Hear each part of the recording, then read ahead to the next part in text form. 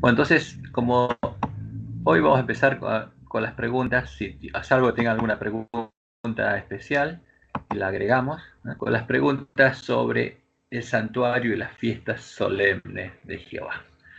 Que este es un tema importantísimo porque es el tema que Dios le dio a estudiar al pueblo adventista. O sea, el pueblo que empezó a estudiar el santuario y tenía que llegar a entenderlo era el pueblo adventista, ¿no?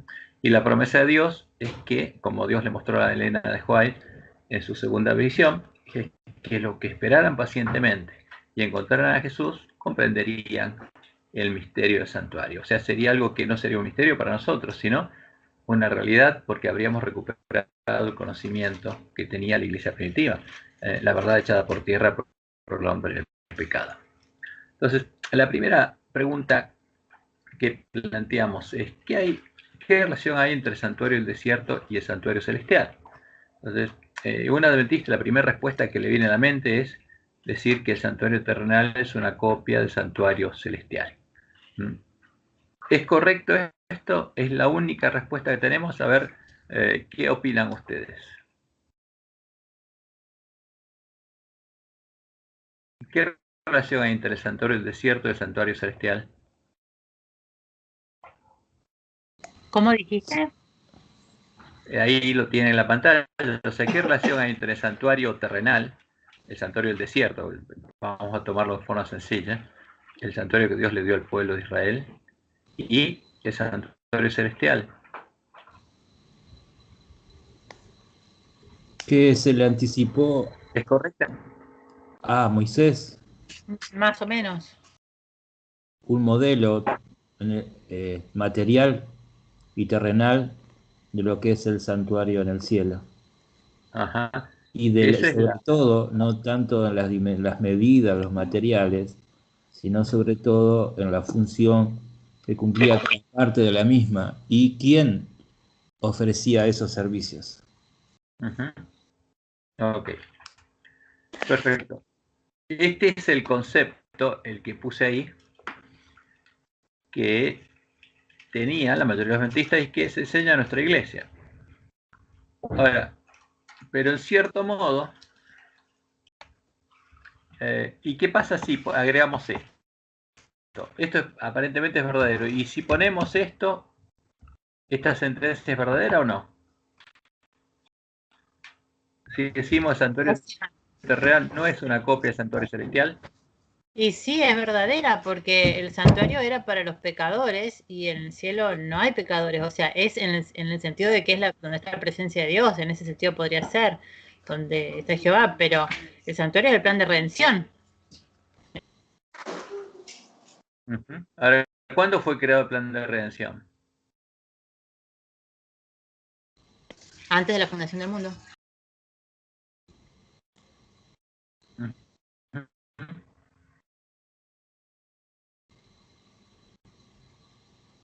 Entonces, todo lo del hombre. Entonces, fíjense, nosotros podemos llegar a tener dos miradas y las dos pueden ser correctas, pero por eso lo importante es entender bien de qué se trata. Entonces, vamos un poco al santuario, al modelo del santuario. Acá tenemos un esquema de lo que es el santuario del desierto, o el santuario terrenal. Este era el santuario y había un atrio que estaba rodeado por una cortina, o sea, que definía el perímetro del santuario, y había una puerta para que entraran los hombres aquí, entraran los pecadores, porque el que entraba era el pecador que venía a perdonar a Dios, porque generalmente traía su ofrenda. Y frente a él había un altar, y después del altar había una fuente, después había una puerta, y estaba el lugar santo y el lugar santísimo. Entonces esta parte es el tabernáculo, o sea, la carpa de Dios, la casa de Dios, digamos, simbólicamente, donde estaba el candelabro de 7 brazos, el altar de incienso y la mesa de la proposición. Después estaba el velo, estaba el arca con el trono de la gracia arriba del propiciatorio, y adentro tenía 3 elementos, ¿no? Que eran las 2 tablas de la ley, el maná que Dios le dio a comer en el desierto, y la vara de Aarón que reverdecía Todo eso estaba dentro del arca.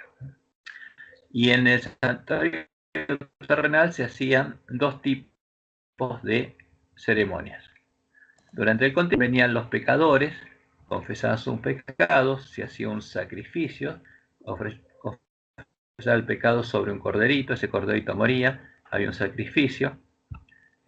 Después de eso, el sacerdote se lavaba, entraba con la sangre del cordero aquí adentro, ponía incienso aquí y a veces asperjaba la sangre del cordero sobre el velo.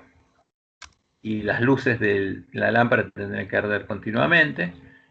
Aquí se ofrecía incienso y aquí estaban los panes de la proposición como símbolo de cuál es la proposición de Dios, la redención del Evangelio. Y en el día de la expiación se hacía otra ceremonia por medio de la cual el sumo sacerdote entraba al lugar santísimo.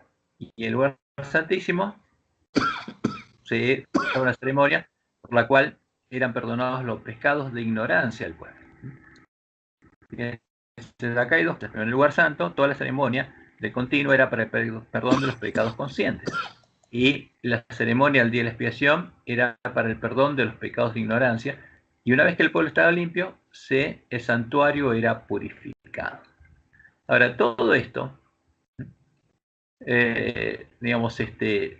tiene que tener un sentido, porque el santuario es parte del plan de redención. Entonces, si uno dice, bueno, en el cielo hay un santuario.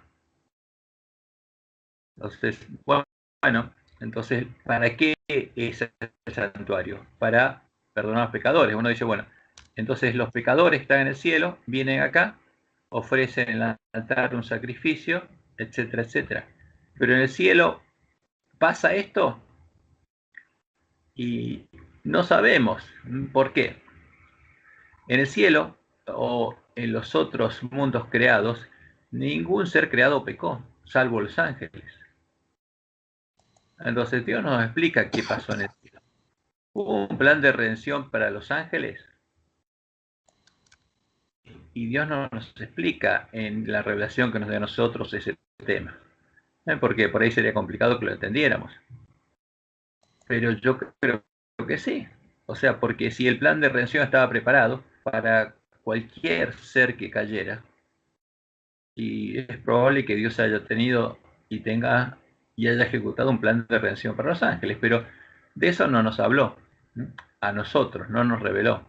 Pero sabemos que en otros mundos, como se le mostró en el Joai, Dios puso el árbol de la ciencia del bien y del mal y un plan de contingencia, por si alguno de esos seres creados pecaba, como pecó el hombre. El plan de redención estaba creado antes de la fundación de nuestro mundo. No sabemos cómo fue el orden en los otros mundos, pero también un plan de redención. Entonces, el santuario, tiene sentido donde hay un pecador, porque si el pecador no viene trayendo una ofrenda, no hay ninguna ceremonia. Porque todas las ceremonias que se hacen durante el continuo y la expiación tienen por objeto, ¿qué cosa? Limpiar al pecador. Primero sus pecados conscientes, después de sus pecados de ignorancia. Ahora, y si no hay pecadores que vayan al santuario, el santuario no funciona. Solo funciona cuando va un pecador. Sino, ¿qué ceremonia se lleva a cabo durante el continuo si no hay pecadores? Ninguna. Y si ningún pecador confesó sus pecados sobre el continuo, ¿qué ceremonias se pueden llevar a cabo en el día de la expiación? Ninguna. Entonces el santuario estaba planificado desde antes de la fundación del mundo. Pero ¿cuándo empieza a funcionar? Cuando hay pecadores. Entonces, bien, yendo al santuario terrenal. El santuario terrenal es un símbolo, ¿no?, de algo, pero empezó a funcionar realmente cuando fue construido. Entonces, y los pecadores, los israelitas en el desierto, empezaron a ir al santuario a hallar sus ofrendas, y ahí Dios lo empezó a perdonar. Y empezó a funcionar justamente plenamente el santuario, en el continuo y la expiación. Y todo eso era un símbolo de algo que tenía que pasar. Entonces, por eso, nosotros podemos decir dos cosas. A ver, vamos a ver aquí. Porque los adventistas creen es que ella vio, porque se le mostró, un santuario en el cielo que era no similar, igual al terrenal. Porque vio simbólicamente a Jesús oficiando en un santuario que era igual al terrenal. Ahora, por eso viene el tema. Pero el santuario terrenal, desde el punto de vista, es, ¿qué cosa? La implementación del modelo que Dios había establecido antes de la fundación del mundo. Pero en realidad, voy a copiar acá, así lo tengo guardado. Ajá. El santuario terrenal es un tipo, porque es una profecía de qué? Del santuario de, vamos a ponerlo acá, el reino de los cielos. ¿Y qué es eso? Porque acá hay algo importante. Jesús vino a predicar el establecimiento del reino de Dios, el reino de los cielos. Entonces, esto tiene que ver con eso.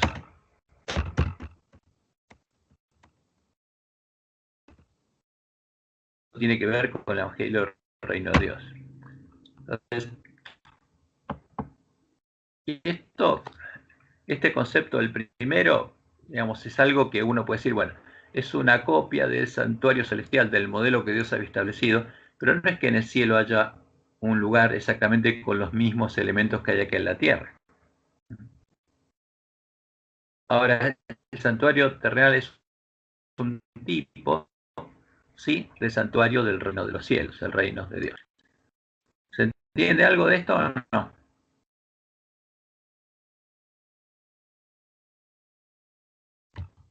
Voy a ponerlo así. Vos recién dijiste que el santuario tenía sentido donde hay pecadores. Yo te pregunto, en el reino de los cielos, cuando Dios establezca su reino, ya no va a haber más pecadores. Entonces, ¿qué sentido tiene que haya un santuario? No, justamente. Es que Jesús vino a predicar el reino de los cielos, se ha acercado a quienes, a los pecadores. Está bien, ¿Para pero quién? Cuando Jesús predicó el evangelio, el reino de los cielos, no es el reino que está en los cielos. El reino de los cielos es el reino que Dios estableció acá en la tierra entre los hombres. Y era el lugar santuario de Dios. Vamos a ponerlo de vuelta para que se entienda.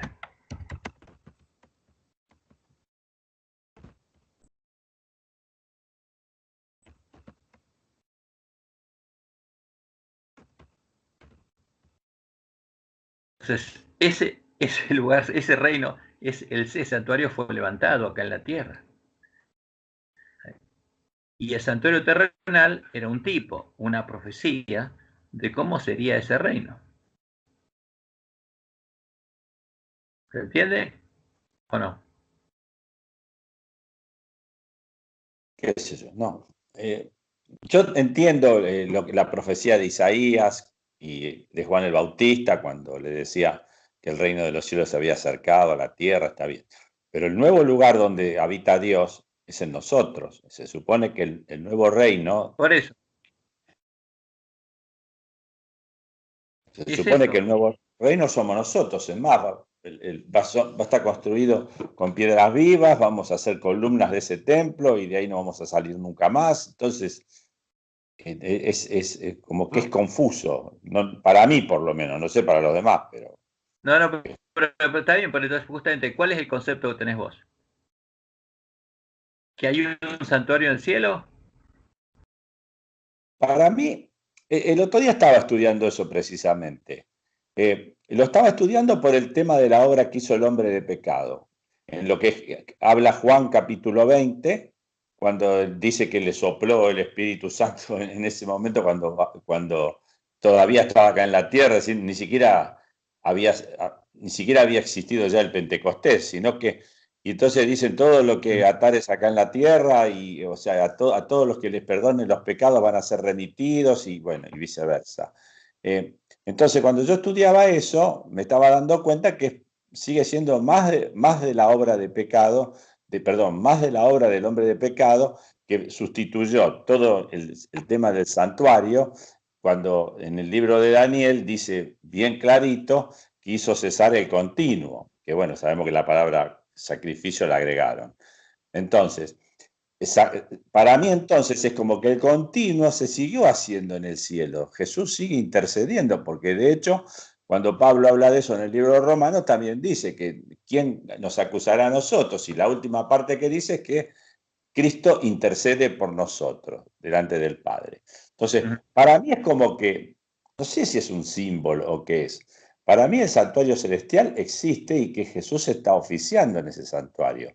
Pero bueno, es lo que me quedó después de estudiar, ya te digo, con el libro de Daniel, el capítulo 16 de Mateo, cuando también el hombre de pecado le hizo decir a Jesús que le daba las llaves del reino y que todo lo que atara en la tierra también, bueno, y cómo destruyó de todo el tema del servicio, haciendo que una persona vaya a confesar los pecados delante de un hombre y que se los perdonaba, es decir, todo eso, la obra del hombre de pecado está clarísima, y esa obra de pecado apunta precisamente a destruir la obra de Cristo de intercesión por el pecador ante el Padre, ¿no? Por eso es que hay un consejo de paz, están los dos juntos trabajando en esa obra.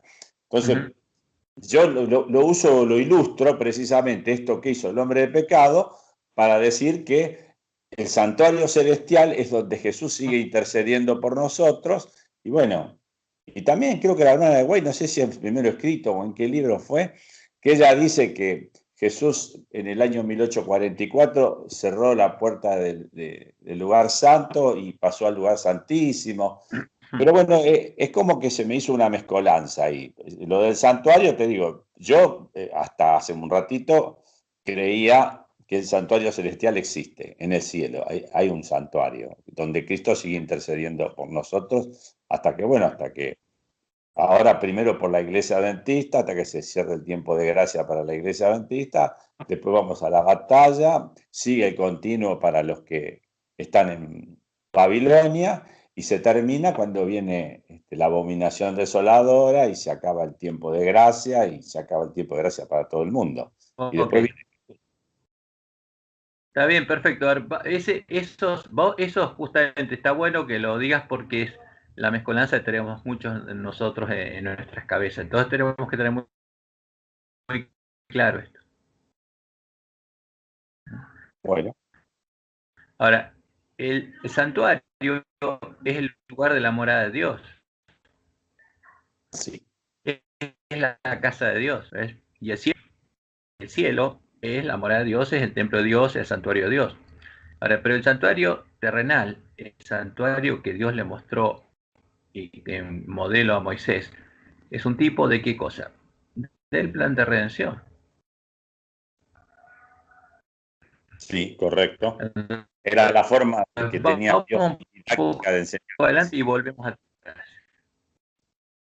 Eso sí, como dice el autor de Hebreos. Ahora, ¿son el santuario y la ceremonia del santuario parte de una profecía? La respuesta es sí. ¿De cuál? ¿De qué profecías son? Del plan de redención. Este es el plan de redención, el símbolo.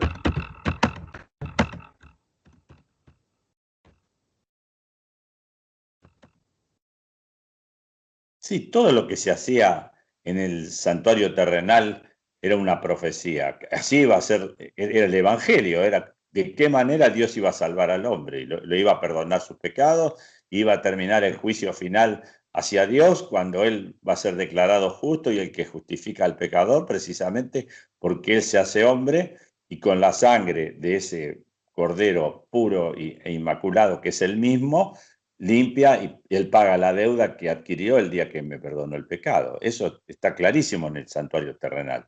Pero a mí me queda la duda si en el cielo había o no había un santuario, nada más. No, claro que hay un santuario.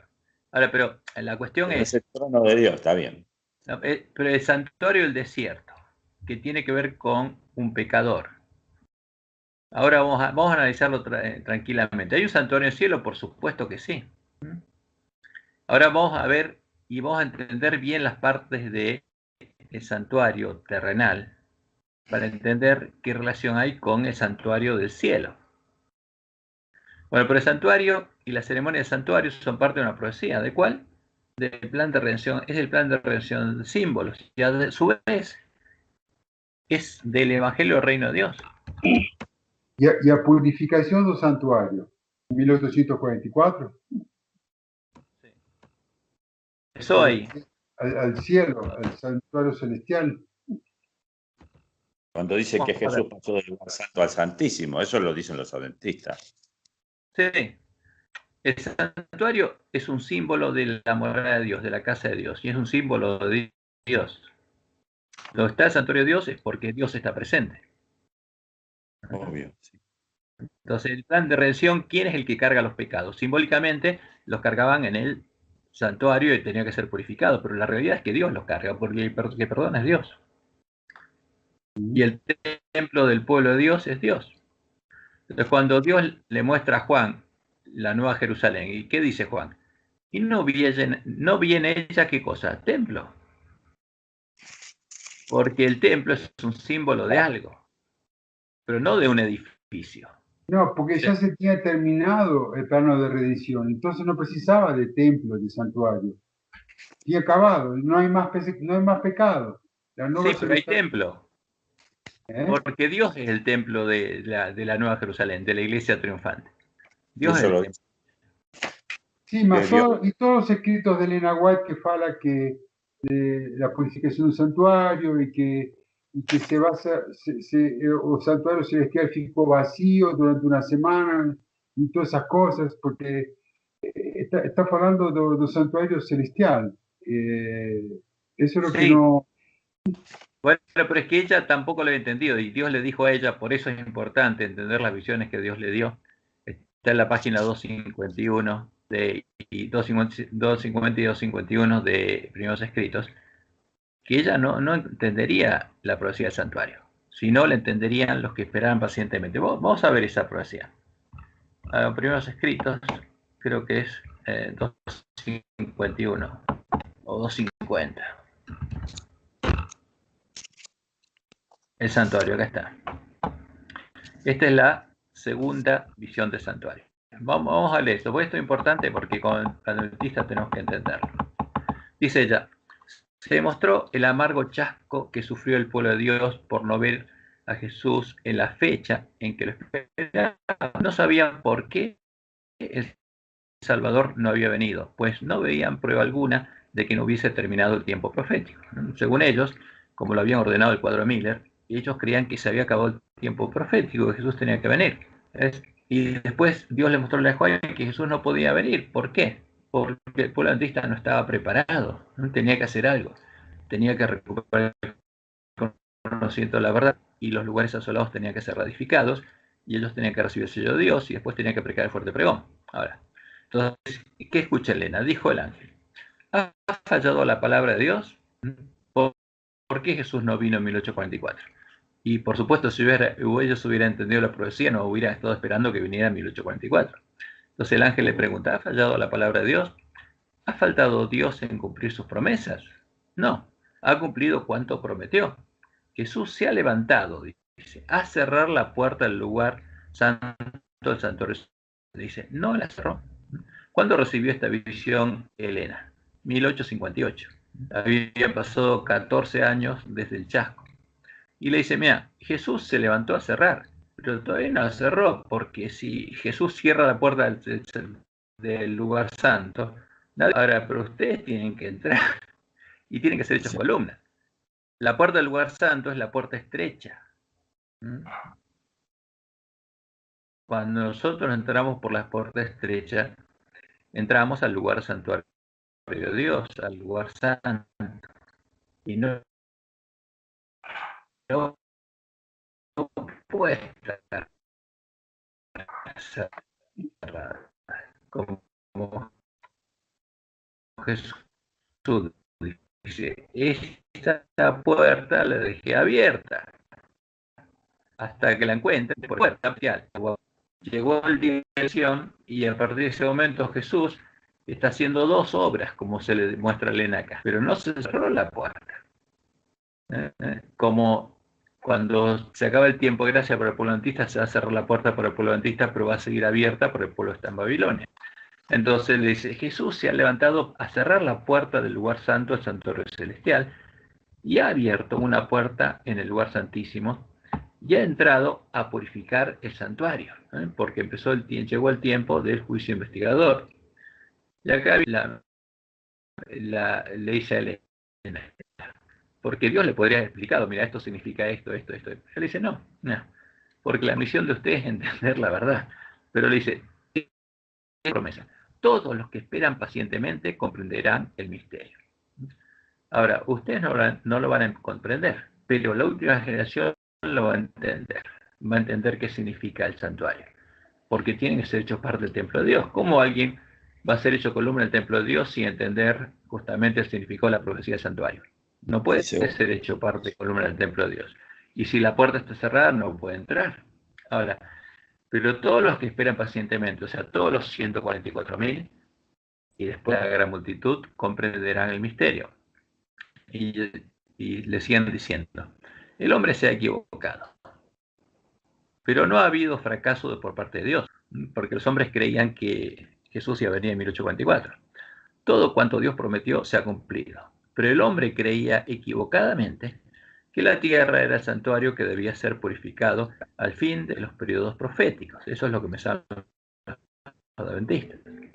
Lo que ha fracasado fue la expectación del hombre, no la promesa. Ahora, estudien para entender la promesa y van a comprender qué está pasando.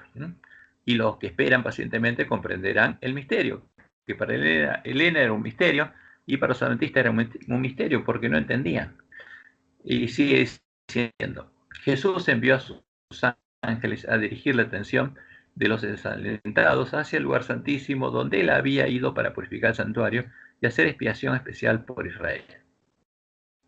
Jesús dijo a los ángeles que todos cuantos lo hallaran. ¿Por qué? Porque Jesús dijo, dejé delante de ustedes una puerta abierta, y él es la puerta. Y por esa puerta se entra a un lugar. Entonces los 144.000 tienen que encontrar la puerta estrecha, como Jesús dijo, busquen la puerta estrecha, porque si no la buscan y no la encuentran, no pueden entrar al lugar santo y no pueden ser hechos columna del templo de Dios.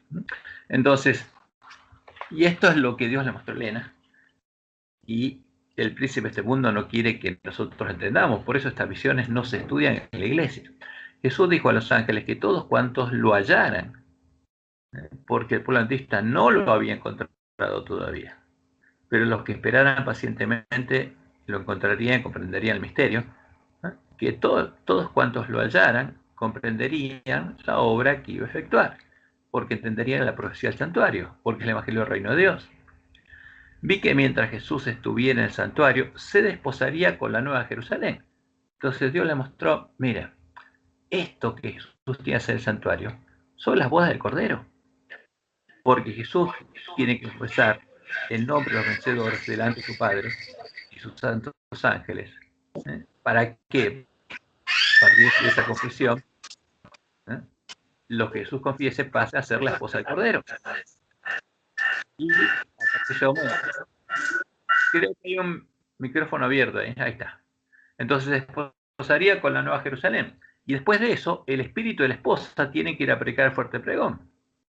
Entonces, por supuesto, los 144.000 tenían que entenderlo, porque tendrían que llegar a ser parte del santuario y de la esposa del Cordero. Entonces vi que mientras Jesús estuviera en el santuario, se desposaría con la nueva Jerusalén, pues son las bodas del Cordero. Y una vez cumplida su obra en el lugar santísimo, descendería a la tierra con regio poder para llevarse consigo a las preciosas almas que hubiesen aguardado pacientemente su regreso.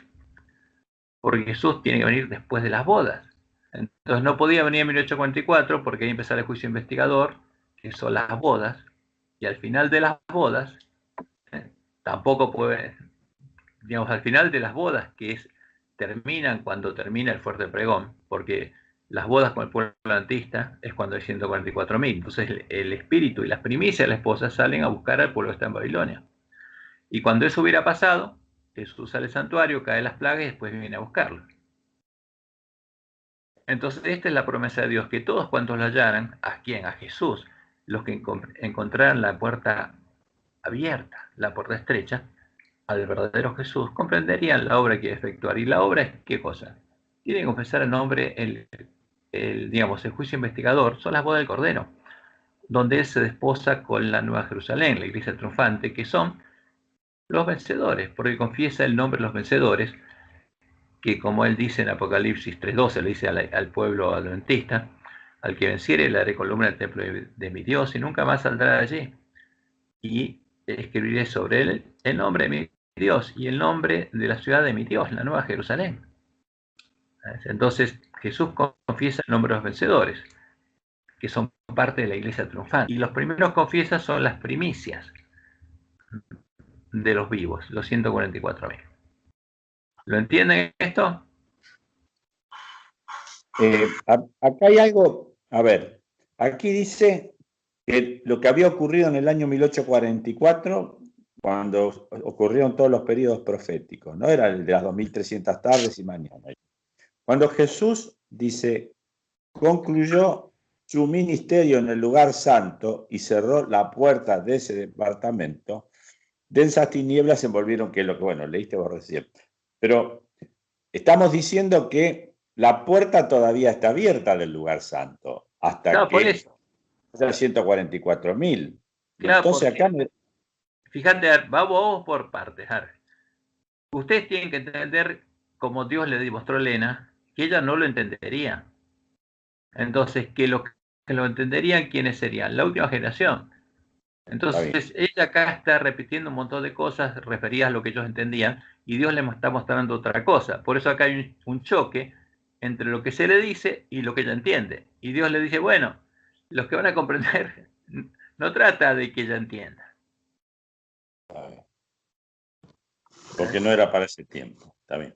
No, porque casualmente, mira, está en primeros escritos, hay un capítulo en la página 42 que se llama La puerta abierta y la puerta cerrada.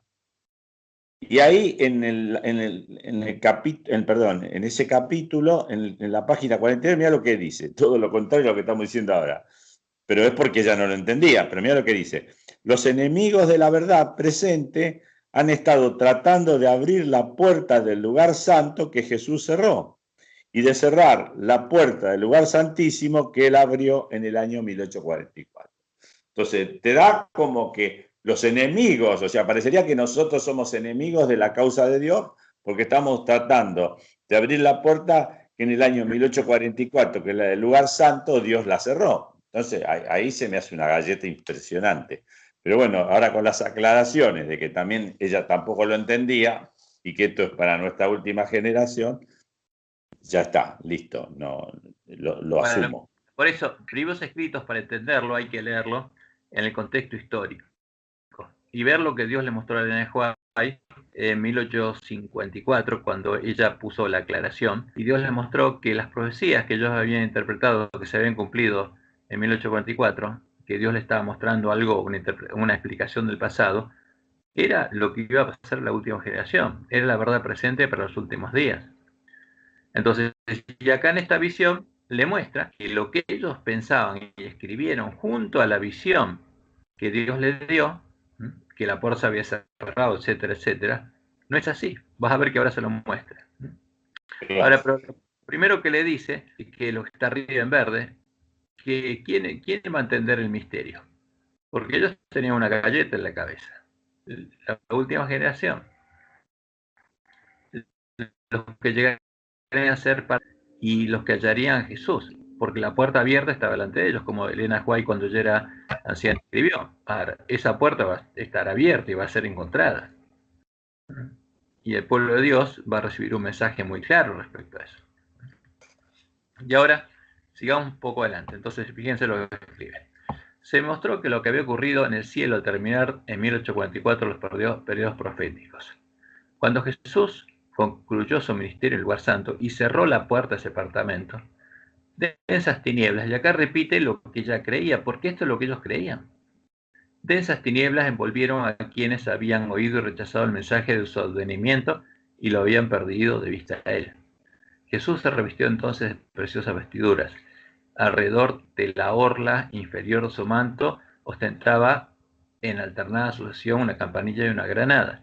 De sus hombros colgaba un pectoral de curiosa labor. Cuando él andaba, el pectoral refulgía como diamantes y se ampliaban unas letras que parecían nombres escritos o grabados en el pectoral. En la cabeza llevaba algo que parecía una corona. Una vez que estuvo completamente ataviado, le rodearon los ángeles y en un flamífero carro penetró tras el segundo velo. Ahora, esta escena es la repetición de una escena que Dios le había mostrado justamente en las primeras visiones y que, digamos, se le muestran lo que va a suceder cuando se cierre la puerta de la gracia para el pueblo adventista y Jesús tenga que confesar el nombre de los 144.000 vencedores en las bodas. Por eso, a ver, lo que pasa es que, Ricardo, con vos no estudiamos todas esas visiones, pero tenemos que volver a estudiarlas. Con Gerardo tampoco, y muchos de ustedes tampoco, pero tenemos que volver a estudiar esas visiones porque son importantes, una por una. Porque si no, para deshacer justamente la confusión que ellos tenían. Pero esta visión que estamos estudiando es la que Dios puso para que abrir los ojos a los adventistas. Vas a ver, mira ahora. Entonces ella Dios la guía y ella escribe esto, porque está repitiendo lo de la primera visión.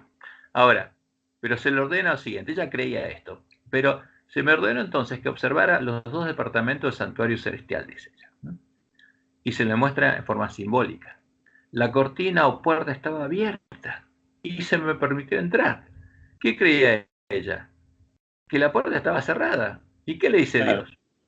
Mirá, está abierta hoy y ella puede entrar simbólicamente, como un símbolo de lo que va a pasar con los que encuentren esa puerta, los que encuentran a Jesús y entiendan el santuario. Y está abierta, se le muestra. No estaba cerrada. La cortina o puerta estaba abierta y se me permitió entrar. En el primer departamento vi el candelabro de 7 lámparas, la mesa de los panes de la proposición, el altar del incienso y el incensario. Todos los enseres, fíjense lo que se le muestra a ella. Todos los enseres de este departamento parecían de oro purísimo y reflejaban la imagen de quien allí entraba. ¿Qué le muestra a Dios?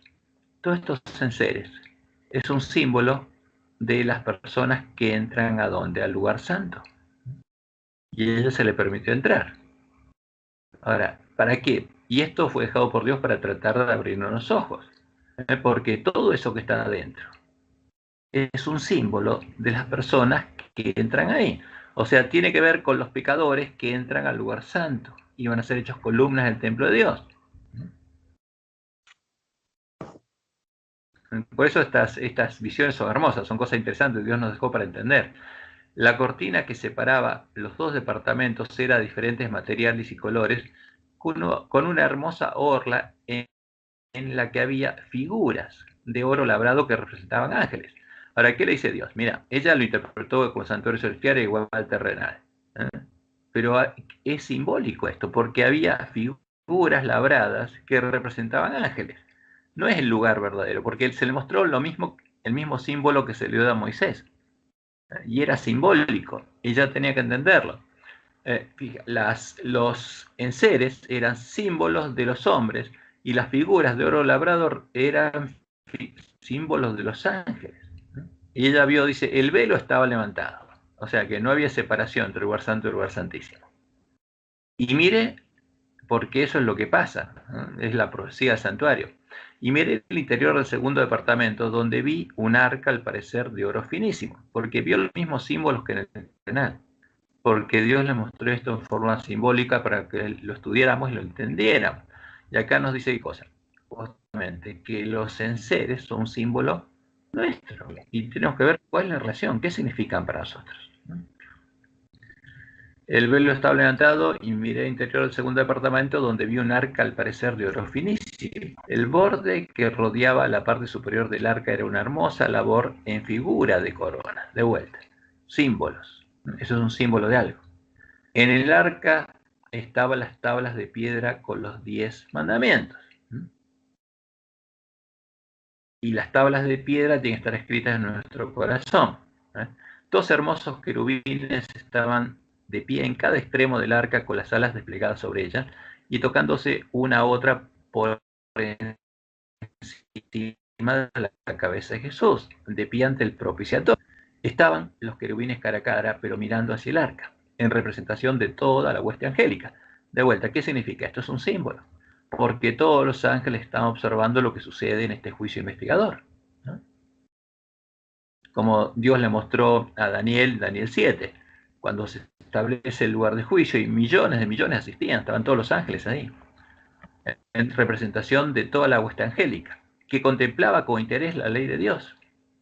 Entre los querubines había un necesario de oro, y cuando las oraciones de los santos, ofrecidas con fe, subían a Jesús, y él las presentaba a su Padre, una nube fragante subía de incienso a manera de humo de bellísimos colores. Ahora, ¿qué es esto? Él también estaba oficiando en continuo. ¿Por qué? Porque en el día de la expiación esto no pasa. Esto es lo que pasa cuando Jesús intercede a favor nuestro cuando nosotros oramos y él agrega incienso. Entonces, ¿Dios qué le muestra? El continuo se terminó. Jesús está oficiando el continuo, está haciendo las dos tareas.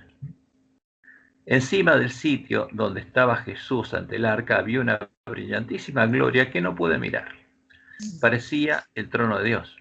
Cuando el incienso ascendía al Padre y la excelsa gloria bajaba del trono hacia Jesús y de él se derramaba sobre aquellos cuyas plegarias habían subido como suave incienso. Esto es durante el continuo. La luz se derramaba sobre Jesús en copiosa abundancia y cubría el propiciatorio, mientras que la estela de gloria llenaba el templo. No pudo resistir mucho tiempo el vivísimo fulgor. Ninguna lengua acertaría a describirlo. Quedé abrumada y me desvié de la majestad y la gloria del espectáculo. Entonces, también se mostró en la tierra un santuario con 2 departamentos. Se parecía al del cielo, porque eran los mismos símbolos. Y se me dijo que era una figura del celestial. Los enseres del primer departamento santuario terrestre eran como los del primer departamento celestial, porque Dios le mostró los mismos símbolos. El velo estaba levantado, miré al interior del lugar santísimo y vi que los objetos eran los mismos. O sea, Dios le muestra, mira, eran los mismos símbolos, pero representan a qué? A los que entran al santuario.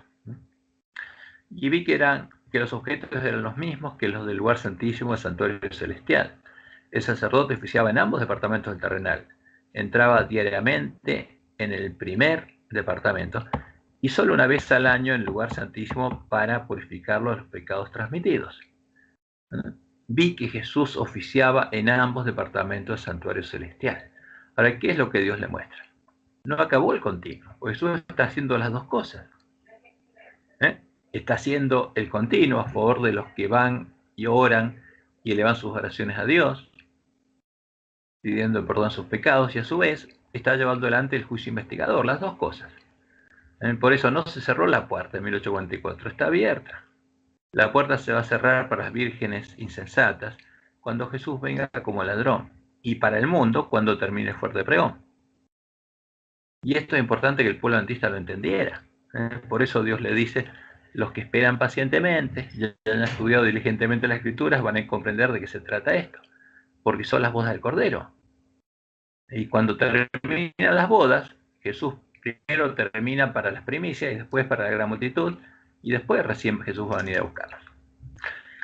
Entonces, y Jesús está oficiando en los dos departamentos, porque está haciendo las dos cosas, el continuo y la expiación.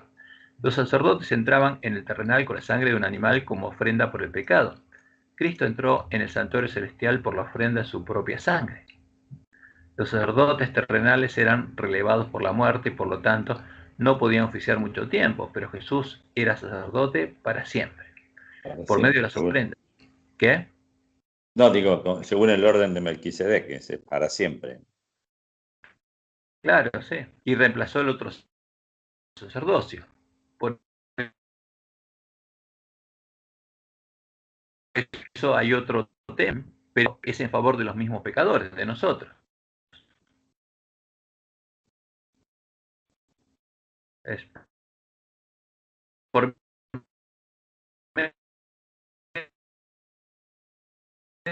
de las ofrendas y los no se había manifestado nuestra justicia.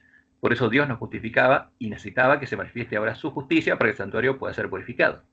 Y la sabiduría de Dios nos dio los pormenores de esta obra para que, considerándolos, comprendiésemos la obra de Jesús en el santuario celestial. Al expirar Jesús en el Calvario, exclamó, consumado es, y el velo del templo se rasgó de arriba abajo en dos mitades. Entonces, ¿qué pasó? Se acabó la separación del lugar santo y del lugar santísimo, porque era un símbolo de separación. Y como dice el autor de Hebreos, se abrió un camino nuevo y vivo, para demostrar que los servicios del santuario terrenal habían acabado para siempre, y que Dios ya no vendría al encuentro de los sacerdotes de ese templo terrestre para aceptar sus sacrificios. La sangre de Cristo fue derramada entonces e iba a ser ofrecida por él mismo en el santuario celestial. Así como el sacerdote entraba una vez al año en el lugar santísimo para purificar el santuario terrenal, también Jesús entró en el lugar santísimo, el santuario celestial, al fin de los 2300 días de Daniel 8, en 1844, para hacer expiación final por todos los que pudiesen recibir el beneficio de su mediación y purificar de ese modo el santuario. Entonces, lo interesante de esta segunda visión es que Dios les muestra que es simbólico, le muestra, son los mismos elementos, los mismos símbolos que reflejan que son símbolos de las personas que entran al santuario, y la puerta está abierta y Jesús está oficiando el continuo de la expiación. Eso es lo que le muestra en esta visión. Y esto contradice todo lo que ellos creían, y por eso no lo pudieron ver, pero es claro lo que Dios le dice. Y les dice qué cosa: los que esperen pacientemente van a entenderlo, porque son las bodas del Cordero, y ellos van a ser las primicias de la esposa del Cordero. Y por supuesto van a entrar al santuario, van a encontrar la puerta abierta, que es la puerta angosta, la puerta estrecha, y van a recorrer el camino angosto que lleva a la vida, porque van a entender cuál es el camino. Y eso es lo que tendríamos que entender nosotros, porque ese es el Evangelio del Reino de Dios. Entonces, volvamos acá, porque esto tenemos que entenderlo, y es importantísimo. Sí. Acá hoy estoy se ve que estoy medio duro. No me saques la hoja esa que estaba. Bueno, sí. No importa, porque ahí dice que cuando se cumple la profecía de Daniel 8, que es la de las 2300 tardes y mañanas, ¿qué dice ahí? Dice que Jesús en el año 1844 hizo la expiación final. Empezó el día de la expiación. Empezó el juicio, digamos, investigador. Claro. Ah, bien. No se acabó, ahí empezó. El juicio, la expiación termina con la purificación del santuario después de que Dios perdona todos los pecados de sus hijos, hasta el último pecador que salga de Babilonia. Tal cual. Sí, está bien. Empezó los juicios por los muertos, digamos. Empieza bueno. Y hasta que llegue a la última generación, pero la última generación no había tiempo, serían los que recuperaran el conocimiento de la verdad. Porque cuando clamaban, si entrara el hombre de escobilla, ahí empezaría la última generación. Está bien. Falta el fuerte, el clamor de medianoche. Todavía se está cumpliendo, digamos. Y falta lo de los 7 truenos. Sí, se entiende. ¿De qué se trata eso? No es que fue un... Ahora, siento, ¿qué quiere decir? Que somos los que vamos a ver la segunda venida. Esa es la promesa de Dios. Wow. Entonces, vamos de vuelta acá. Esto es un símbolo. Y estos elementos nos reflejan a nosotros, Dios le muestra a Elena. Todos estos elementos santuario reflejan a las personas que entran acá, incluso el arca. Porque lo que hay en el arca es parte del Evangelio del Reino de Dios. Ahora, ¿qué está dentro del arca? Las tablas de la ley. Las tablas de piedra, que son un símbolo. ¿Dónde iba a estar escrita esa ley? En nuestro corazón. En nuestra mente, en nuestro corazón. Como es el autor de Hebreos, el lugar santuario, la casa de Dios, en la que Dios oficia ahora, somos nosotros. Hebreos 6. Moisés fue fiel a la casa de Dios, pero Cristo, ¿dónde? En nosotros. Porque nosotros, ese templo es un símbolo nuestro. Acá está. Vamos a Hebreos 6.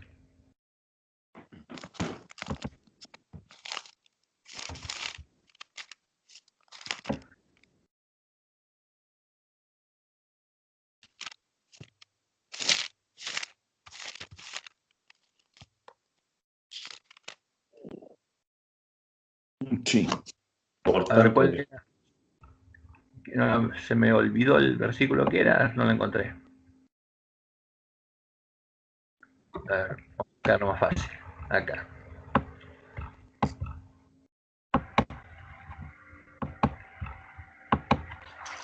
Creo que era Hebreos 6.3, pero no lo... Dice, somos nosotros. Somos nosotros. La cual casa somos nosotros. A ver. Hay un montón, somos nosotros. Hebreos.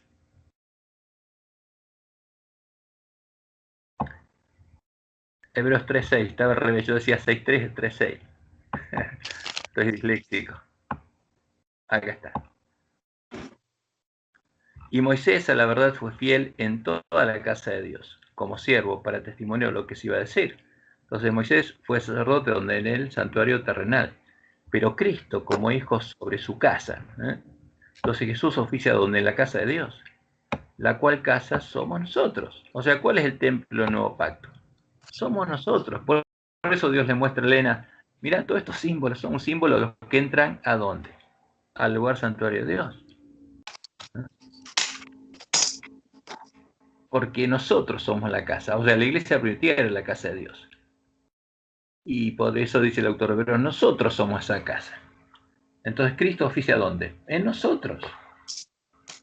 Entonces, todos estos símbolos son un símbolo de quién? De las personas en las que Dios mora. Porque Dios pone su trono en nosotros, y como Jesús dijo, del trono de Dios sale, como dice Apocalipsis 21, el río del agua de la vida. Entonces, cuando uno va a las palabras de Jesús, voy a poner la Biblia acá al lado, así no tengo que irme tanto para allá. Entonces uno va a Juan, capítulo, no me acuerdo, Juan 7 creo, o 5, no importa, lo buscamos. Juan 7, 5, 37. ¿Qué estás buscando? Que diga qué cosa. ¿Qué? ¿Qué estás buscando? Que diga qué cosa. Sí. No, cuando Jesús dijo lo que iba a pasar cuando recibieron el Espíritu Santo. Entonces Juan 7, 37 al 39. Acá está. Dios de agua viva.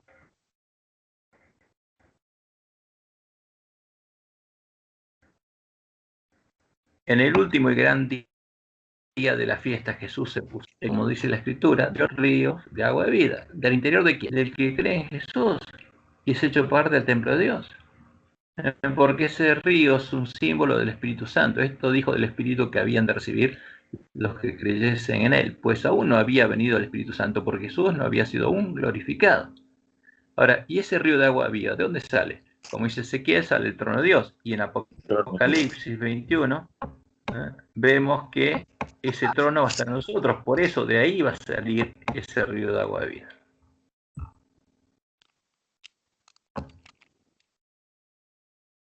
Entonces la Nueva Jerusalén, dice, y yo Juan vi la santa ciudad, la Nueva Jerusalén, descender del cielo de Dios, dispuesta como una esposa ataviada para su marido.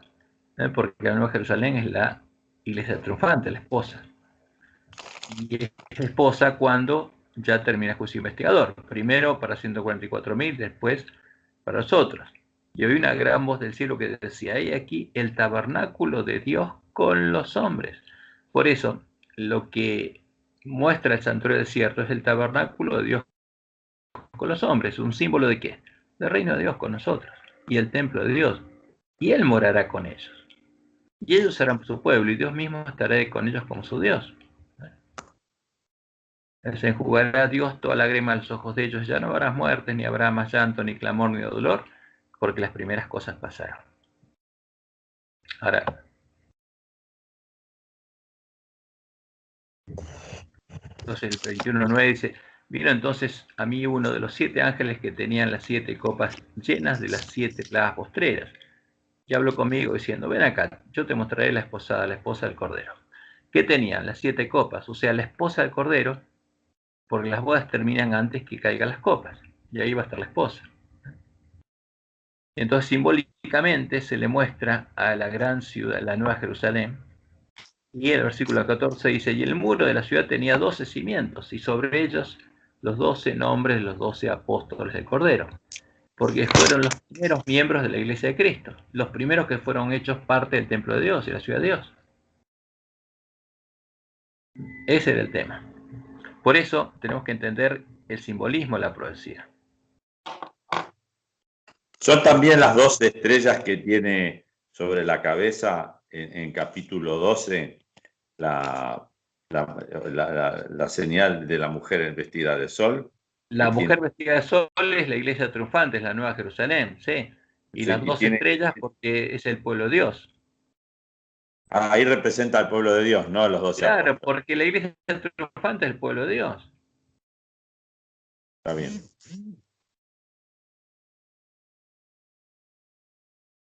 Ese es el tema. Entonces, cuando uno entiende todo el simbolismo, porque hay que unir todo el simbolismo para entenderlo, y fíjate, el 22.1, después se mostró un río limpio de agua de vida, resplandeciente como cristal, que salía del trono de Dios y del Cordero. ¿De dónde sale ese trono? De la Nueva Jerusalén. Ahora, pero Jesús dice, el que cree en mí, de su interior correrá este río de agua de vida. Entonces, pero este río de agua de vida sale ¿de qué? Del trono de Dios y del Cordero. ¿Dónde va a estar ese trono? En nosotros, eso está diciendo Jesús. Por eso, en los que esperaran pacientemente comprenderían el santuario, porque tenemos que entender esto para entender el Evangelio del Reino de Dios. ¿Ves? Y tenemos que después que predicarlos. Y se tiene que ver por testimonio. Y tenemos que llegar a ser, ¿qué cosa? Fuentes de agua de vida. Esa es la promesa de Dios. Ahora, y por ejemplo, cuando habla del pueblo judío, como dice Pablo en Romanos, los judíos van a ser los últimos que van a ser salvos. Entonces, pero en el versículo capítulo 11, Dios habla de que nosotros tenemos que ir a buscar a los judíos para todos lados. Y en el versículo capítulo 12 dice algo interesante. Y esta es la promesa del pueblo judío, dice. ¿Y qué dice aquí? En aquel día dirás, cantaré a ti, oh Jehová, pues aunque te enojaste contra mí, tu indignación se apartó y me has consolado. Esto es lo que va a cantar el pueblo judío. En el capítulo 11 dice que los filisteos los van a ir a buscar y los van a traer hombros. Y aquí, y ellos van a decir, van a estar felices porque se van a consolar. Y aquí, Dios es salvación mía. Me aseguraré y no temeré, porque mi fortaleza y mi canción es a Jehová, quien ha sido salvación para mí. Y acá viene la promesa, dice, sacaréis con gozo aguas de las fuentes de la salvación. ¿Y cuáles van a ser esas fuentes? Los ríos. Y el pueblo de Dios. ¿De dónde sale el río de agua vida? De agua de vida. Del interior de los que hayan creído. Ahora, ¿quiénes son las primicias de la esposa del Cordero? 144.000. Después los gentiles, los obreros de la undécima, y finalmente los judíos. Ahora, por la promesa por el pueblo judío es que cuando entiendan, van a sacar con gozo aguas de las fuentes de la salvación, porque ese pueblo los va a ir a buscar. Y diréis en aquel día, cantad a Jehová, aclamad su nombre, haced célebres en los pueblos sus obras, recordad que su nombre es engrandecido, cantad salmos a Jehová, porque ha hecho cosas magníficas, se ha sabido esto por toda la tierra. Regocíjate y canta, oh moradora de Sión, porque grande es en medio de ti el Santo de Israel. Y el pueblo judío al final se va a unir ¿a quién? A la iglesia triunfante, a la esposa del Cordero, a la Nueva Jerusalén. Y van a sacar con gozo aguas de la fuente de la salvación. Ahora, pero fíjate, todo el simbolismo habla de nosotros, porque Jesús dijo, el que cree en mí, de su interior correrán ríos de agua viva. ¿Ves? Y ese pueblo conoce la verdad y lo va a predicar, predicando fuerte pregón, porque tiene el Evangelio eterno. Es el que va a llevar vida a todo el pueblo que no conoce la verdad. Y por eso va a haber una gran multitud que va a ser parte del reino de Dios.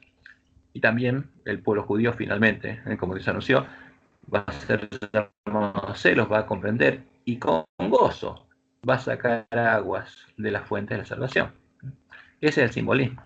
Ahora, lo interesante es que Dios se preocupa de este pueblo ignorante que somos nosotros. Como dice, los llamaré a celos con un pueblo que no es pueblo, con una nación insensata, que estaría en la condición del ángel de Odisea. Y nos dejó esta visión, estas cosas para que comprendiéramos.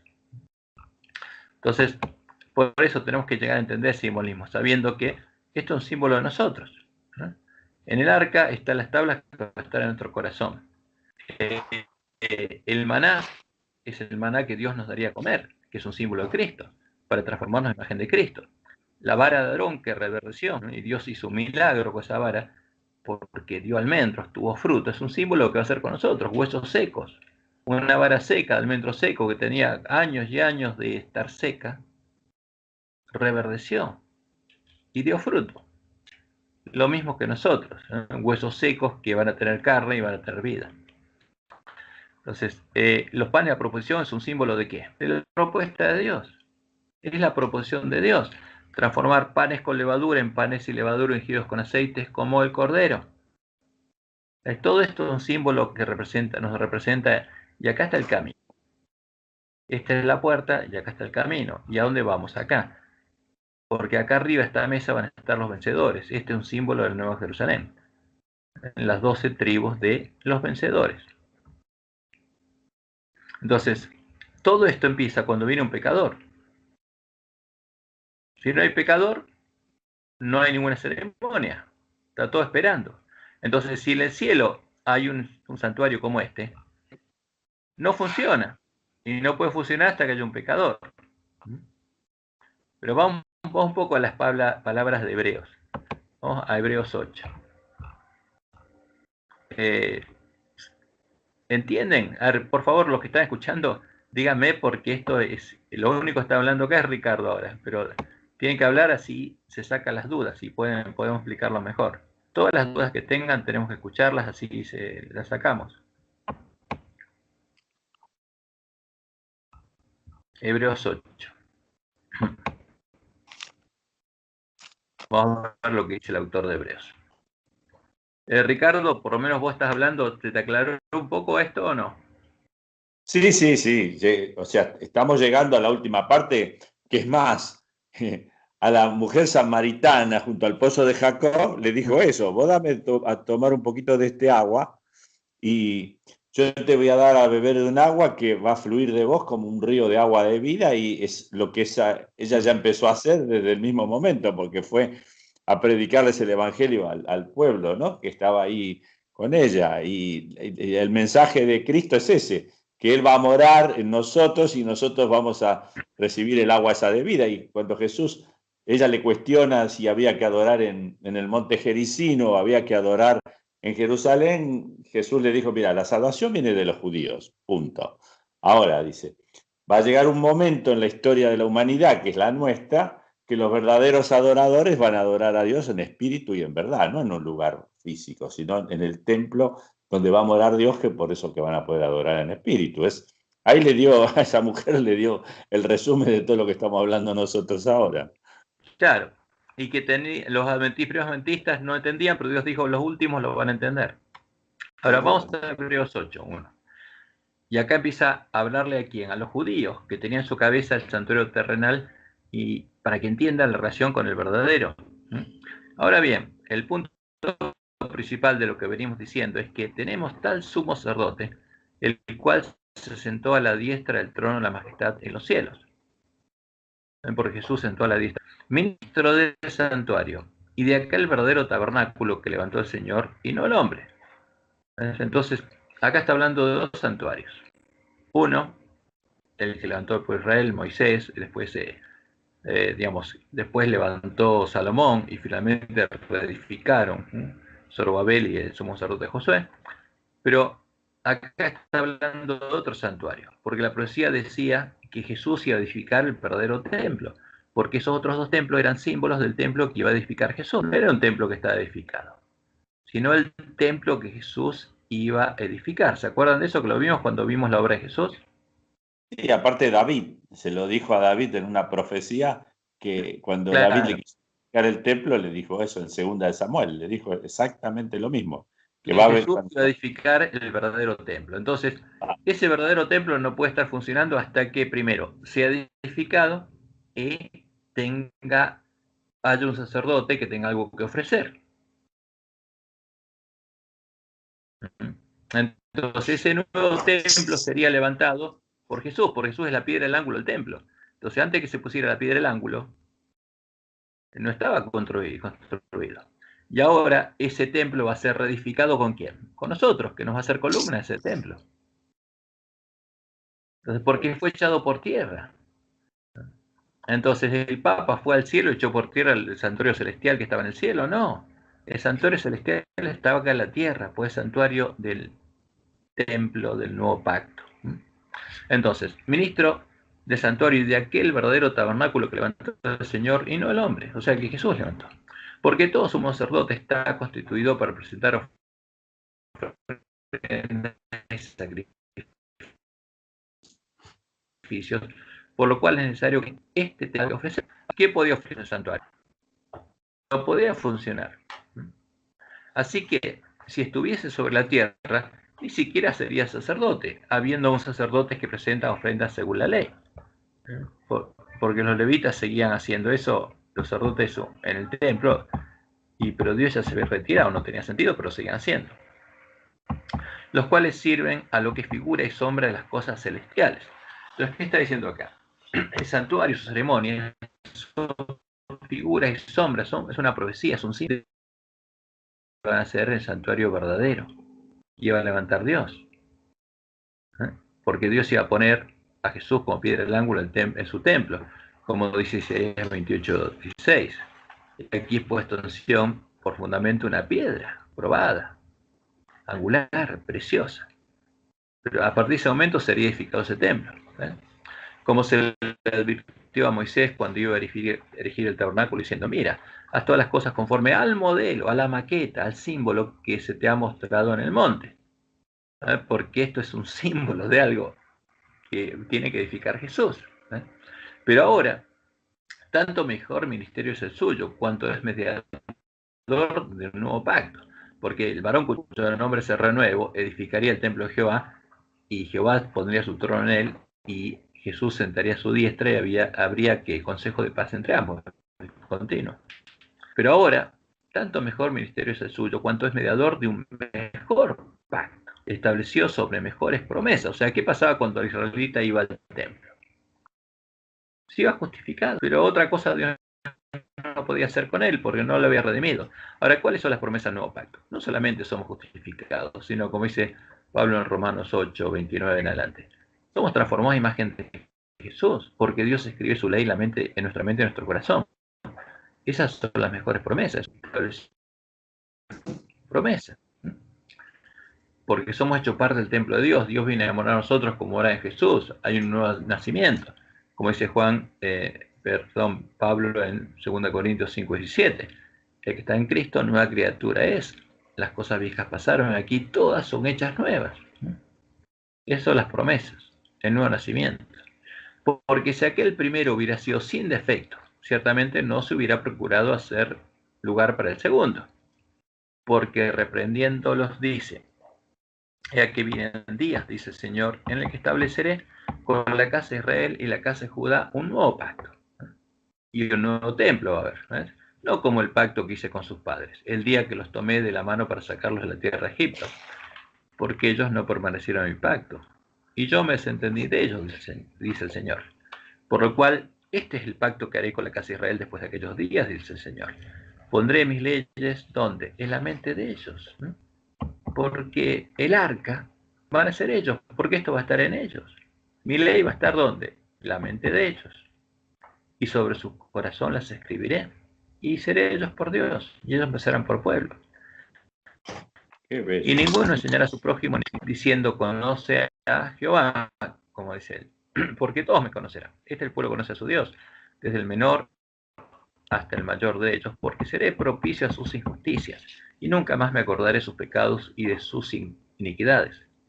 Y al decir nuevo pacto, ha dado por viejo el primero, y lo que se da por viejo y se envejece está próximo a desaparecer. O sea, ya no se usa más ese templo, que es un símbolo. Ahora se usa el verdadero, porque ese templo era un símbolo, las cosas venideras, y ahora viene lo venidero, el verdadero templo. ¿Cuál es la piedra del ángulo?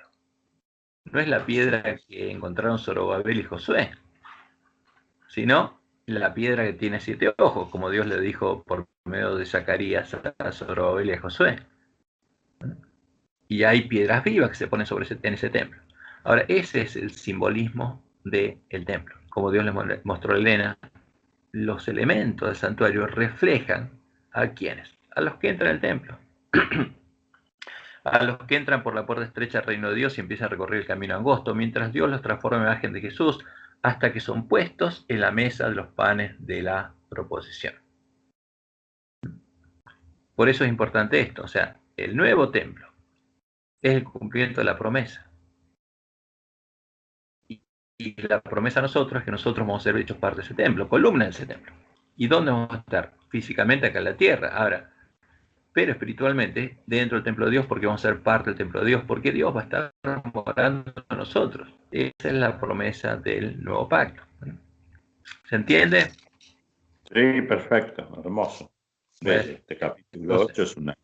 Lo de acá se junta lo del testimonio, ¿no? De los dos testigos. Perfecto. Pablo hace una cita del Antiguo y acá, bueno, agrega él con lo que está escribiendo del mediador del nuevo pacto. Precioso. Claro. Es hermoso. ¿Por qué este evangelio? Esto es lo que entenderíamos al final del tiempo, porque la promesa de Dios es que venía a morar en nosotros y hacernos a nosotros parte de ese templo, piedras vivas, como Jesús es la piedra del ángulo del templo de Jehová, la primera piedra viva. A nosotros Él pondría su espíritu en nosotros y viviríamos, seríamos piedras vivas y seríamos hechos parte de su templo, ¿no? Entonces lo que le muestra Elena es que todo esto es símbolo nuestro para que estudiemos y entendamos. Y los primeros cristianos lo entendían y lo vivían. Entonces el versículo 9 sigue hablando, pero volvamos a nuestras preguntas, porque si no nos vamos a ir a las preguntas, a la respuesta. Acá estamos. Entonces, ¿qué relación entre el santuario del desierto, el santuario celestial y el santuario terrenal? Es un tipo, figura y sombra, como dice el autor de Hebreos.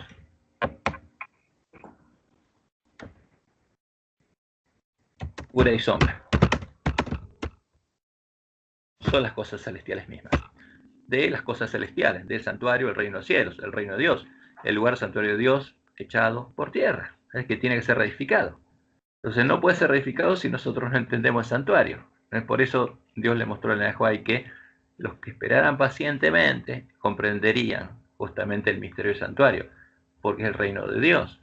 Y ahí tendrían el evangelio eterno, porque el ángel que tiene el evangelio eterno es el que entendió esto y lo puede predicar y lo puede vivir. Porque esta es la semilla del reino que hay que sembrar. ¿Para qué? Para que alguien pueda nacer de Dios, para que entienda qué significa. ¿Y cuál es la proposición de Dios? ¿Qué significa hacerlo parte de su santuario? ¿Y cuál es el santuario?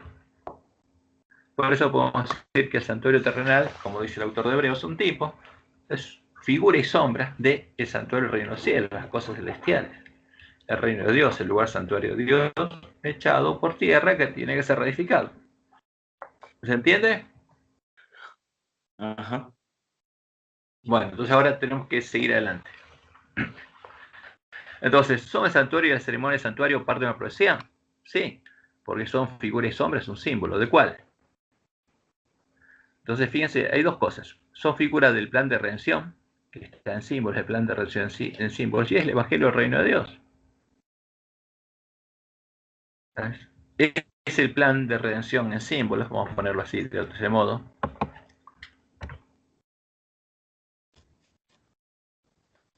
¿Por qué? Porque hasta que no murió el Cordero, ¿qué pasaba? ¿Dios justificaba a los hombres? Sí. ¿Dios justificaba a los hombres? Sí. ¿Adán y Eva los justificó? Sí. ¿Son salvos? Claro que sí. ¿Dónde están los pecados? Dios los cargaba, porque el santuario es símbolo de Dios. Entonces, los pecados de Adán, de Abel, etcétera, todo estaba en el santuario. Ahora, ¿el Cordero muere para qué? Para que nosotros seamos justificados, para el perdón de nuestros pecados conscientes, por eso es nuestra justicia, y para purificar el santuario, por eso es la justicia de Dios. Entonces, en el santuario está el plan de redención en símbolos, completamente representado. Y a su vez, está el Evangelio del Reino de Dios, porque cuando el Cordero muriera, se abriría un camino, como dice en Hebreos, ¿no? vamos a ver eso. Entonces, primero, el plan de redención símbolos es, ya estuvimos viéndolo, y el Evangelio se abriría esa puerta y empezaría a abrir un nuevo camino. Vamos a Hebreos capítulo 9. Entonces dice acá, ahora bien, aún el primer pacto tenía ordenanzas de culto en el santuario terrenal. Porque el tabernáculo estaba dispuesto así. En la primera parte, llamada el lugar santo, estaba el candelabro, la mesa y los panes de proposición. Tras el segundo velo estaba la parte del tabernáculo llamada el lugar santísimo, el cual tenía un incensario de oro y el arca del pacto cubierta de oro por todas partes, en la que estaba una urna de oro que contenía el maná, la vara de Aarón que reverdeció y las tablas del pacto.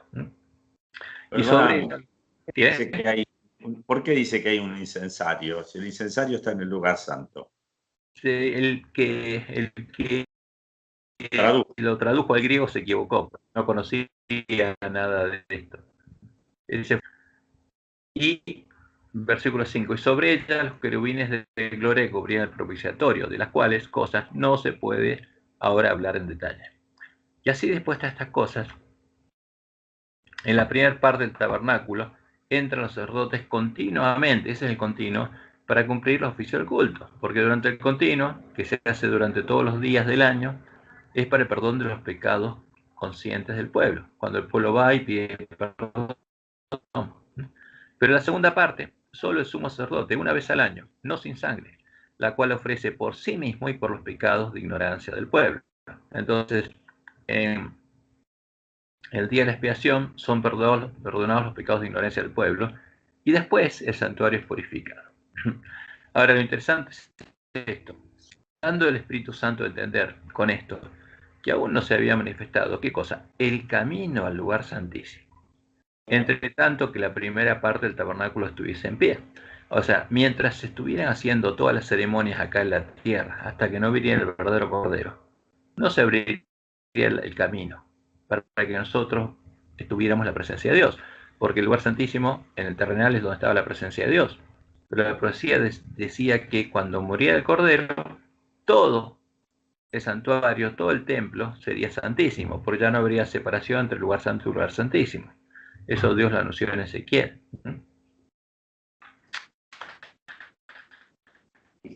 Entonces, ¿qué pasaba? Que no moría y dejaran de hacerse los sacrificios, no estuvieran más en pie los sacrificios, no se abriría el camino, que se abrió cuando Jesús murió. Eso está diciendo. Por eso ahora nosotros podemos entrar al templo y ser hechos parte del templo de Dios. Antes no. Y sigue diciendo, lo cual es un símbolo para el tiempo presente, según el cual se presentan ofrendas y sacrificios que no pueden hacer perfectos. Gracias.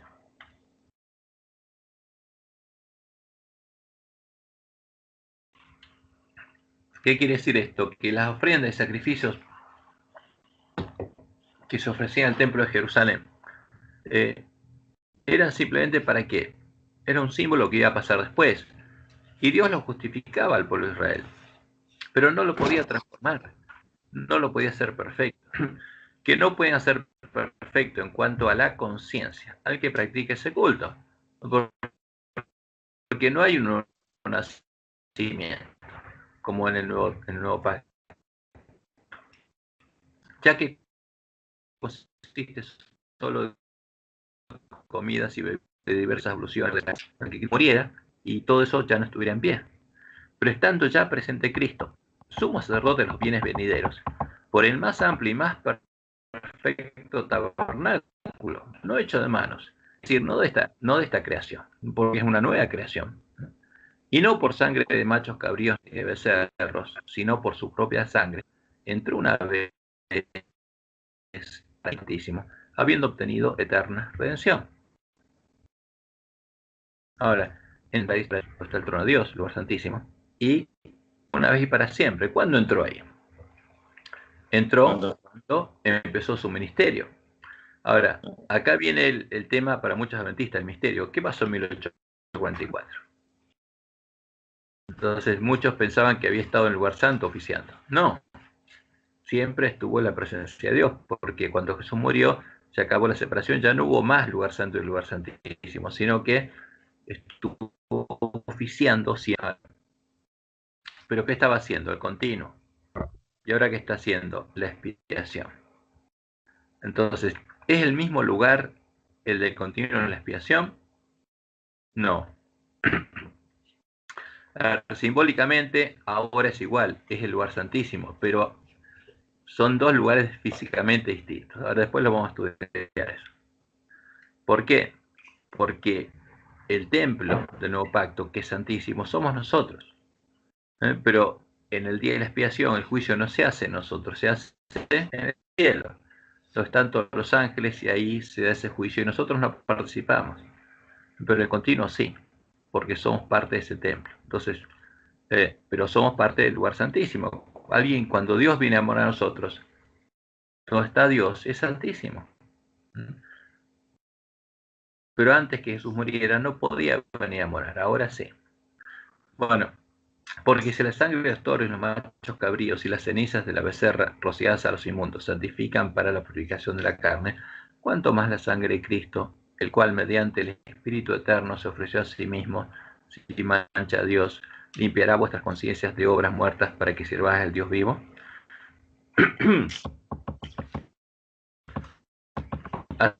Así que, por el nuevo pacto, para que interviniendo muerte por la remisión de las transgresiones que había bajo el primer pacto. Entonces, fíjense, Dios había perdonado sus pecados, pero los cargaba el santuario. Entonces, Jesús tuvo que morir para hacer la justicia de Dios, para que esos pecados, los llamados, reciban la promesa de la herencia, porque donde hay testamento es necesario que intervenga muerte del testador, porque el testamento con la muerte se confirma, pues no es válido entre tanto que el testador vive. ¿De dónde? Dice el autor de Hebreos, ni aún el primer pacto fue instituido sin sangre, porque habiendo anunciado Moisés todos los mandamientos de la ley a todo el pueblo, tomó la sangre de los becerros y los machos cabríos con agua, lana, escarlata y hisopo, y roció el mismo libro, y también a todo el pueblo. Entonces, ¿qué roció? El libro de la ley, el Pentateuco, porque esa sangre es la que confirmó el pacto. Entonces, y esa sangre es sangre de Cristo, diciendo, esta es la sangre del pacto que Dios os ha mandado. Y además de esto, roció también con la sangre del tabernáculo y todos los vasos del ministerio. Y casi todo es purificado según la ley con sangre, y sin derramamiento de sangre no se hace remisión. Fue pues necesario que las figuras de las cosas celestiales. Entonces, ¿qué pasa con santuario terrenal? Son figuras de las cosas celestiales. Y el reino de los cielos es el evangelio del reino de Dios, que tenemos que vivir nosotros. Entonces fue necesario pues que las figuras de las cosas celestiales sean purificadas así, pero las cosas celestiales mismas, con mejores sacrificios que estos. ¿Cuáles son las cosas celestiales mismas? ¿Quién cargó nuestros pecados? Dios. ¿Cómo Dios puede llegar a ser declarado justo? Solo con la sangre del cordero, no con la sangre de los animalitos, sino del verdadero cordero. Entonces las cosas celestiales mismas, el santuario celestial mismo, Dios, va a ser declarado justo por la sangre del cordero. Por eso Jesús es su justicia. Porque no entró Cristo en el santuario hecho de mano, figura del verdadero, sino que lo mismo, el reino de los cielos mismo. Y esa casa somos nosotros, dice, para presentarse ahora por nosotros ante Dios, y no para ofrecerse muchas veces, como entra el sumo sacerdote en el lugar santísimo cada año con sangre ajena. De otra manera lo hubiera sido necesario padecer muchas veces desde el principio del mundo. Pero ahora, en la consumación de los siglos, se presentó una vez para siempre por el sacrificio de sí mismo, para quitar de en medio el pecado. Y de la manera que está establecido para los hombres, que mueran una sola vez, y después el juicio. Fíjense, acá está hablando del juicio investigador, porque el juicio del continuo se hace en vida, porque ahí confesamos nuestros pecados. Pero cuando morimos, ya está. Si confesamos nuestros pecados, somos salvos. Ahora, los que murieron antes de la última generación mueren y después va a llegar el juicio, porque el juicio investigador para ellos estaba lejos. Y para los adventistas que murieron también, el juicio viene después de la muerte. pero para los que estemos vivos va a llegar antes del tiempo de angustia. Y de la manera que está establecido para los hombres que mueran una sola vez y después de esto el juicio, así también Cristo fue ofrecido una sola vez. Sí. Buenas tardes, Sergio. Cristo fue ofrecido una sola vez para llevar los pecados de muchos y aparecerá por segunda vez sin relación con el pecado. Entonces, ¿qué está diciendo? El juicio investigador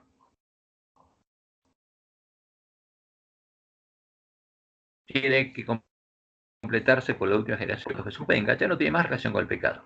Cuando Él sale, ya está. No hay nadie más, ningún pecado a ser trasladado al santuario, porque el santuario ya fue purificado. Entonces, Cristo fue ofrecido una sola vez para llevar los pecados de muchos y aparecerá por segunda vez, sin relación con el pecado, para salvar a los que le esperan. ¿A quién viene a buscar? A la esposa, a los que Él confesó en las bodas. De eso se refiere. Y el capítulo 10, bueno, ya uno tuvo que irse a ver si están despiertos, seguimos. Si alguno pide que paremos, paramos. Hay que acordarse que el viernes, el sábado. Sí, el viernes no vamos a estar de vuelta, posibilidad de conectar. Les voy a mandar la lección y el viernes y sábado no vamos a conectarnos, pero por ahí seguimos. Entonces, volvamos a Hebreos 10. Ahora, porque teniendo la sombra de los bienes venideros, de vuelta, la ley que es las ceremonias, las fiestas solemnes y el templo, tenía la sombra de los bienes venideros, no la imagen misma de las cosas. Nunca puede, por los mismos sacrificios que se ofrecen continuamente cada año, hacer perfectos a los que se acercan. Entonces, ¿qué pasaba en el Antiguo Pacto? Y simplemente eran justificados y tenían la salvación y la vida eterna, porque la justificación no vino con la muerte de Cristo. ¿No? La justificación fue dada a Abraham y Eva, el plan de redención fue establecido por ellos apenas. Ahora, que no pudo ser Dios es transformarlos porque todavía no los había redimido, no los había comprado por precio. De otra manera, cesarían de ofrecerse, pues los que tributan este culto limpias una vez no tendrían ya más conciencia de pecado.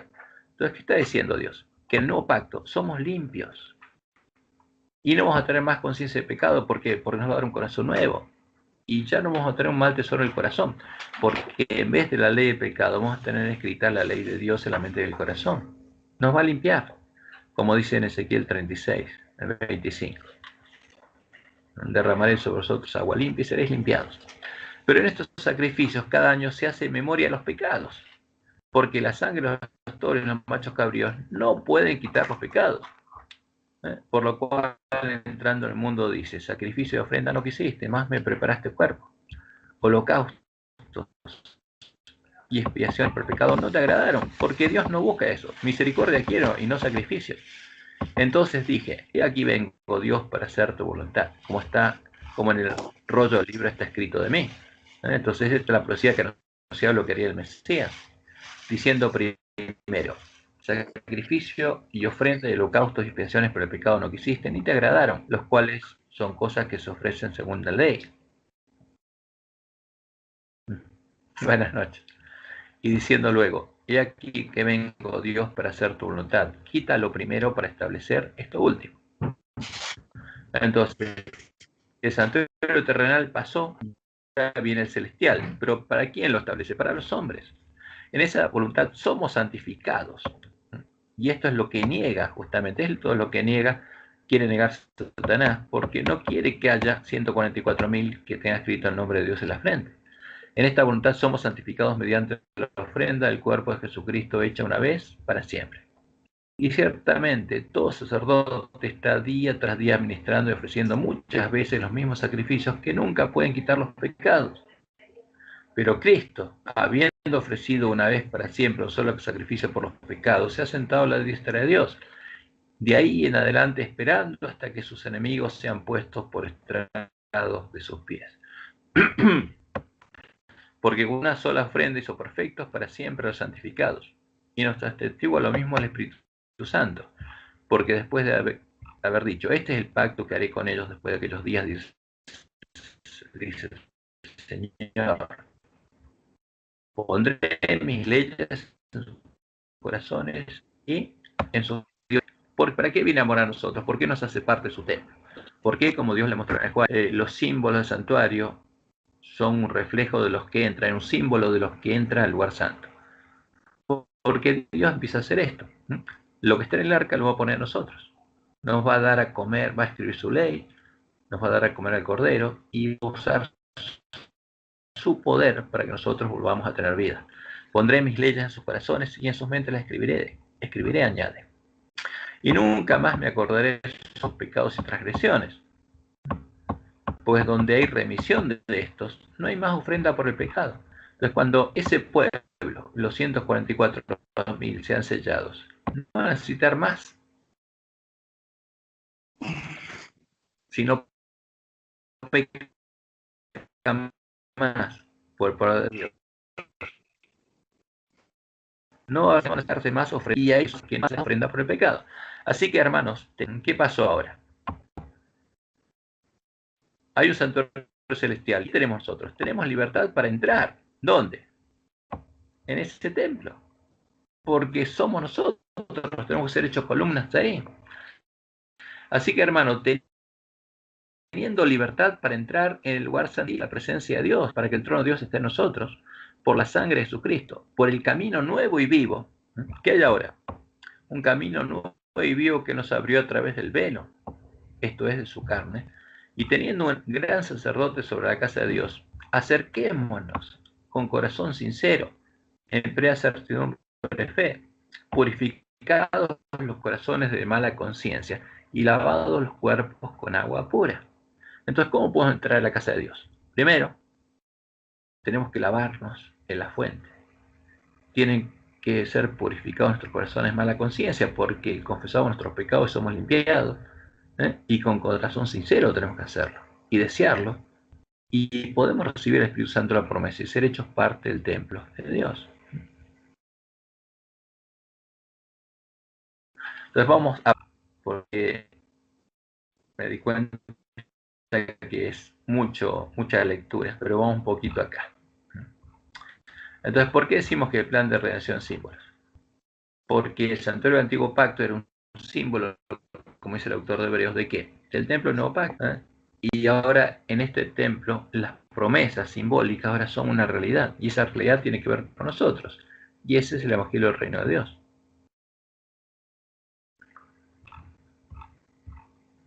Entonces aquí estaba el dibujito. Entonces acá el pecador venía y no podía seguir acá, llegaba hasta ahí el pecador y ya está, y se tenía que ir. Venía con un corazón, justamente era un árbol malo porque tenía un mal tesoro en el corazón, pero era sincero y pedía perdón y Dios lo perdonaba, y se volvía a ir con su corazón malo, y Dios no lo podía transformar porque no lo había comprado. Ahora, en el nuevo pacto, lo que dice el autor de Hebreos es que cuando Jesús murió y todo esto dejó de estar en pie con profecía, pues se convirtió en realidad, el altar ya está. Jesús murió, no hay más ofrenda, y se abrió el camino, y acá está la fuente donde podemos lavarnos y vestirnos con vestiduras blancas para entrar al lugar santuario de Dios, recibir el Espíritu Santo y empezar a recorrer ese camino hasta que Dios nos transforme en imagen de Jesús. ¿Y qué es lo que pasa? Dios viene a morar a nosotros, por eso nosotros entramos al lugar santísimo. Entonces hay un camino nuevo y vivo que Jesús nos abrió para que vayamos a la presencia de Dios. Y lo que pasa es que esta división desaparece y Dios opone su trono a nosotros. Eso es el simbolismo del tabernáculo. Bueno, vamos a parar acá porque esto hay que masticarlo, porque a veces cuesta entenderlo. Pero después de cuando uno va uniendo todas las piezas y poniendo línea sobre línea todas las procesiones, entonces el santuario y las ceremonias del santuario son parte de una profecía, sí, del cual es el plan de redención en símbolos, y es el Evangelio del Reino de Dios en símbolos.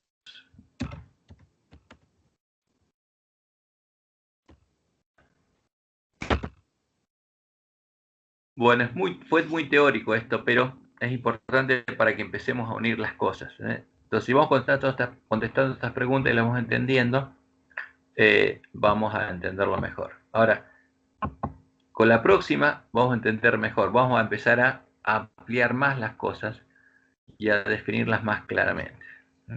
Ahora, la pregunta es, ¿cómo andan las mentes?